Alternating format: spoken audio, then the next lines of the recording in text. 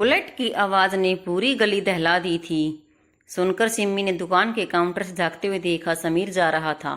नीले कुर्ते से घटा शरीर उभर उभर कर बाहर आ रहा था।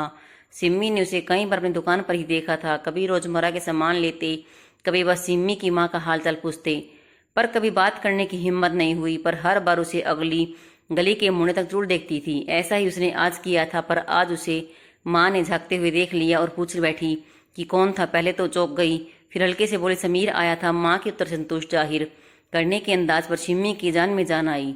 सिम्मी सुलझी हुई 18 साल की लड़की थी जो अभी अभी बच्चे बने से निकलना शुरू कर रही थी, पर लड़कों से अच्छी खासी दूरी बना रखती थी, क्योंकि उसके पिता उसकी माँ को जब वो 5 साल की थी तो तब छोड़ गए थे।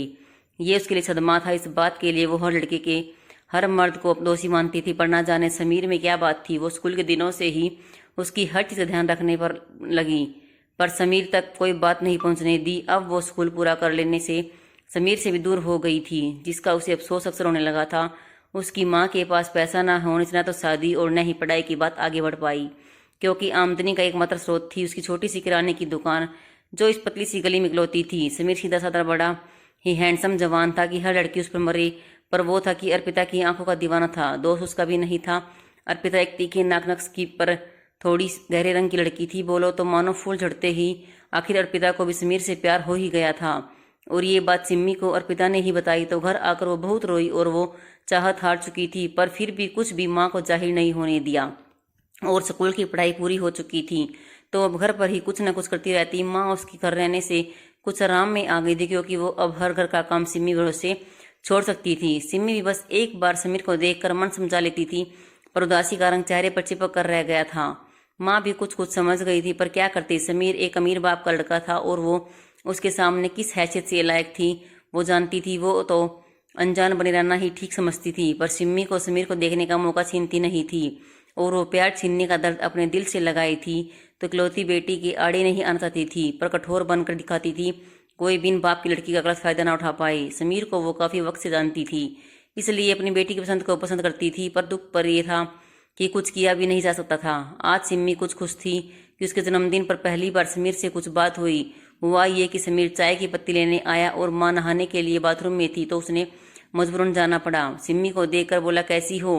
सिम्मी ने अपने दिल की खलबली को डिब्बे इधर उधर करने में छिपा लिया, वरना उसका कलेजा मुंह को आ रहा था। सिम्मी को व्यस्त देखकर समीर ने थोड़ी ऊंची आवाज में पूछा कैसी हो।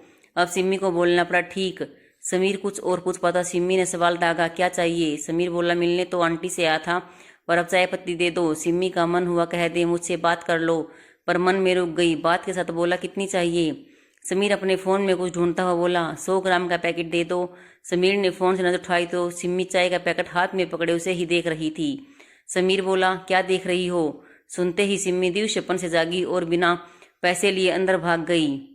समीर को लगा कि रसोई में कुछ रखा होगा, इसलिए अंदर भाग गई तो तेज आवाज में बोला अरे पैसे काउंटर पर रखे, उठा लेना। इधर सिम्मी की सांस अभी भी रुकी नहीं रही थी, जैसे दिल हलक में अटक गया हो। सिम्मी की माँ अब तक नहाकर बाहर आती हैं और बोली कौन था सिम्मी। सिम्मी की आवाज नहीं निकली तो पास आकर बोली क्या हुआ, हाफ क्यों रही है। सिम्मी ने बात बदलते हुए कहा चूहा पैर पर चढ़ गया, और ये कहते रसोई में चली गई। सिम्मी का आज तक का सबसे अच्छा जन्मदिन जा रहा था। उसने माँ की पसंद का खाना बनाया और माँ ने ही बहुत तारीफ की इसे, और खुश होकर वो चहकने लगी तो माँ को लगा उसके चेहरे से अब उदासी का बादल हटने लगा है। ये सोचकर वो भी आज सोचने लगी कि आज वो उसे कठोरता की कोई बात नहीं करेगी। और इसी पर वो सिम्मी के सिर पर हाथ फेरते हुए बोली क्या गिफ्ट चाहिए तुझे। सिम्मी उनकी ओर देखकर चौंकते हुए बोली मुझे तुम्हें याद था माँ बोली जब मैंने पैदा किया है तो भूल कैसे जाती। सिम्मी के चहक के बोली ये तो मेरा गिफ्ट है। माँ बोली तुम खुद ही पसंद कर लेना, खरीद लेना, मेरी पसंद मेरी तरह खराब होगी। ना चाहते हुए भी आदतन बात एक ताने की तरह निकल गई। सिम्मी समझ तो गई पर कुछ बोली नहीं और चुपचाप खाने लगी। जब सूरज की तपिश कम हुई तो माँ ने आवाज लगाई सिम्मी जल्दी आओ, रिक्शा आ गया है, बाजार चलना है। सिम्मी हड़बड़ी में रिक्शा में बैठ गई तो माँ ने पुराने ढर्रे में बोला ताला ठीक से लगाया। सिम्मी को याद आया उसने ताला लगाया ही नहीं था। अगर माँ को पता चला तो खैर नहीं। तो रिक्शा जल्दी से उतरी और वापस आकर बैठ गई। माँ बोली ठीक से लगा था। सिमी बोली हाँ, और माँ से उसकी गलती छुपी रही, इसके लिए मुस्कुराने लगी। सोचने लगी वरना रास्ते भर के लिए एक टॉपिक मिल जाता। आखिर उबड़ खाबड़ रोड से होता हुआ रिक्शा श्रवण चौक में रुक गया। माँ ने बटुए से नोट निकाल रिक्शे वाले को दिया और आगे बढ़ गई। अब तक सिम्मी ये सोच ही रही थी कि माँ क्या खरीदवाएगी। माँ की आवाज़ आई, खड़ी क्या है, चल सामने वाली दुकान से झुमकी पसंद कर ले। सिम्मी ने आओ देखा ना ताओ जल्दी में एक लड़की से टकरा गई। उसने उसका गिरा हुआ बैग उठाते हुए माफी मांगने के लिए चेहरा देखा तो काला चश्मा लगाए अर्पिता सामने थी। एक पल में कई विचार मानो कूद गए हो कि ये कैसा क्या हुआ जो छड़ी के सहारे की नौबत आ गई। सिम्मी कुछ पूछ पाती तो इससे पहले ही माँ ने सिम्मी को उड़ाते हुए कहा, देख कर क्यों नहीं चलती, ये नहीं देख सकती पर तू तो देख सकती है। सिम्मी ने छड़ी अर्पिता को थमाते हुए कहा, अर्पिता ये कैसे और कब, ये क्या हो गया। अर्पिता आवाज पहचानते हुए खुशी से बोली, सिम्मो तू तो स्कूल के बाद गायब ही हो गई तो मैंने बाकी ये सब देखना भी बंद कर दिया, कहकर उसे लिपट गई और रोड पर भीड़ में खड़े होने के बाद भी वो दोनों सब कुछ भूल गई। तो माँ ने याद दिलाया, अरे पगलियो ये भर्त मिलाप रोड पर ही करोगी क्या, चलो सामने किनारे चलो वहां बात करना, कहकर वो भी मुस्कुराने लगी। पर तभी पीछे से समीर की आवाज ने सभी को चौंका दिया, अपू तू यहाँ क्या कर रही है, तुझे तो अंदर रेस्तरां में बैठ कर। अरे आंटी आप यहाँ। माँ ने तो इस पर सिम्मी से फिर वही बात दोहराते हुए कहा, तुम और तुम्हारी अपू दोनों अजीब हो, सब बातें सड़क पर ही कर डालोगे क्या। सॉरी आंटी चलिए अंदर, कहकर समीर आंटी और अर्पिता का हाथ पकड़कर अंदर रेस्तरां में ले जाने लगा। इधर सिम्मी ने आते हुए आंसू थामकर चलते चलते कनखियों को पोंछकर पीछे पीछे चलने लगी। साथ ही बहुत सारी बातें एक साथ दिमाग में कौनने लगी। मेरी इकलौती दोस्त का नसीब भी मेरी तरह खराब है, ये क्या हुआ समीर, कैसे इसे संभाल पाएगा, इन लोगों ने अभी तक शादी किया नहीं। ये सोचते सोचते रेस्टोरेंट में दाखिल हुए तो कोने की एक सीट समीर की बुक थी तो वहीं 2 सीट मंगवा ली। अब समीर ने, आंटी आप लोग जा रहे हो तो बताया नहीं, वरना किसी और को कम भीड़ वाले रेस्तरां में सीट बुक कर लेता। माँ ने बात को बदलते हुए कहा, अर्पिता तुम्हें अपने पति की बात माननी चाहिए, अगर आज कुछ गलत कितनी भीड़ शहर में। अर्पिता ने कुछ कहने को मुंह खोलने का सोचा पर तभी समीर ने उसके हाथ को दबा दिया और खुद कहने लगा, आंटी अभी हमने शादी नहीं की, क्योंकि अर्पिता खुद को इस हालत के साथ जीना सीखने के लिए वक्त। समीर अपनी बात पूरी कर पाता उससे पहले ही अर्पिता बोली, क्यों रे शिमो, तेरा पहला बर्थडे था जो मुंह में दही जमाए बैठी है। समीर और माँ दोनों का ही हाथ सिम्मो की ओर गया जो एक टक अर्पिता के चश्मे की तरफ पड़े उदास मन से देख रही थी। सिम्मी के चेहरे की उदासी को बिना देखे भी अर्पिता बड़ी आसानी से देख पा रही थी। आखिर बचपन की सहेली इतने दिन बाद मिली थी। सिम्मी कुछ कहती तब तक अर्पिता बोली, मुझे पता है तुम मुझसे नाराज है पर मैं क्या करूं, पर इस काले चश्मे ने तेरे पास आने नहीं दिया कि तू इसी तरह आंसू बहाएगी और मैं अंधी उन्हें पोंछ भी नहीं पाऊंगी। सिम्मी ने इस बात पर खुद आंसू भी पी लेना ही उचित समझा और रुदे गले से बोली, ये सब कैसे, तू मुझे छोड़कर घर बैठ गई इसलिए मैंने सोचा जब तू नहीं दिखी तो दुनिया देखकर क्या करूंगी। अर्पिता ने अपने सिर परिचित मीठे अंदाज में कहा, क्योंकि आज उसकी सहेली का जन्मदिन था जिस पर वो सिम्मी को और नहीं रुलाना चाहती थी। सिम्मी ने कुछ और नहीं पूछा तो शांति तोड़ने का काम समीर ने किया और बोला, आंटी आपने सिम्मी को गिफ्ट दे दिया क्या। सिम्मी की माँ ने कहा, वही दिलाने तो जा रही थी तब तक तुम लोग मिल गए। अर्पिता बोली, समीर मेरी तरफ से सिम्मी को कोई गिफ्ट ला दो ना प्लीज। समीर बोला, ठीक है चलो उठो। अर्पिता बोली, जैसे तैसे तो आंटी के पास बैठने का मौका मिला, वो भी तुम मुझे छीनना चाहते हो, तुम और सिम्मी चले जाओ।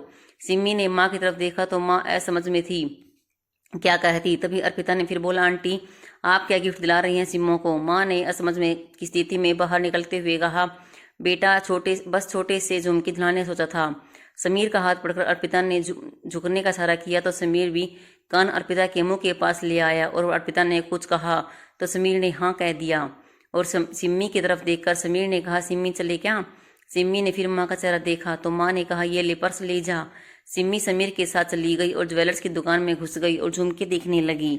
इधर अर्पिता ने कहा, आंटी आप बड़ी मुश्किल से तो मिले हो, यहाँ मेरे पास आकर बैठिए ना। सिम्मी की माँ ने अपने हाथ अर्पिता के पास रखे तो अर्पिता ने अपना सिर सिम्मी की माँ के कंधे पर रख लिया।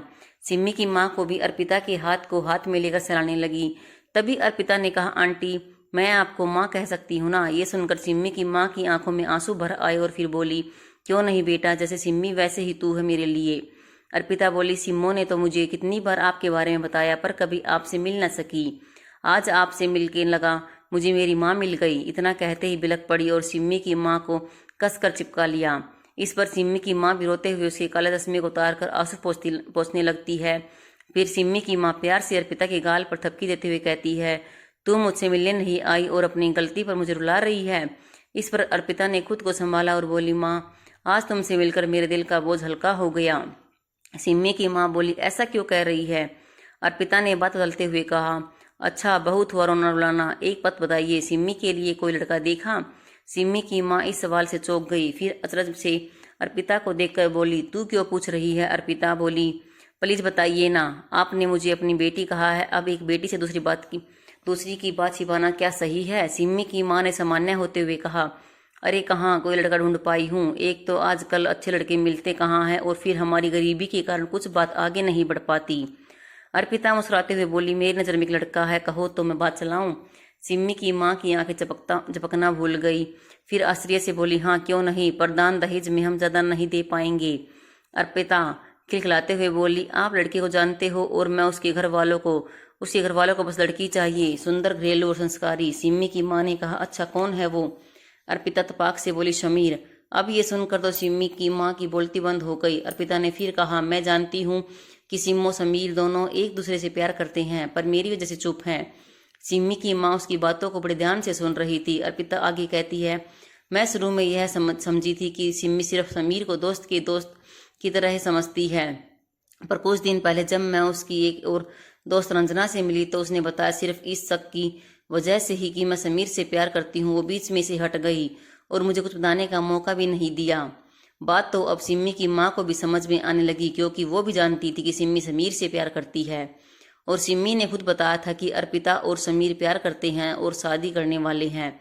सिम्मी की माँ ने आगे पूछा, तुम्हें समीर का कैसा पता चला कि वो तुमसे नहीं सिम्मी से प्यार करता है? अर्पिता ने गहरी सांस लेकर बताया, जब मुझे सिम्मी की प्यार वाली बात समीर को बताई तो पहले से तो वो मुकर गया, पर जब मैंने कसम देकर उनसे पूछा तो बोला कि हाँ, उसे भी लगा था कि सिम्मी मुझे प्यार करती है, पर मैं तब तक तुम्हारे प्यार के लिए हाँ कह चुका था, और अब तो मैं सिर्फ तुम्हारा हूँ। अर्पिता ने आगे कहा, माँ मैं नहीं चाहती कि समीर मुझ अंधी के साथ भटके, प्लीज मेरी इस काम में मदद कर दो ना।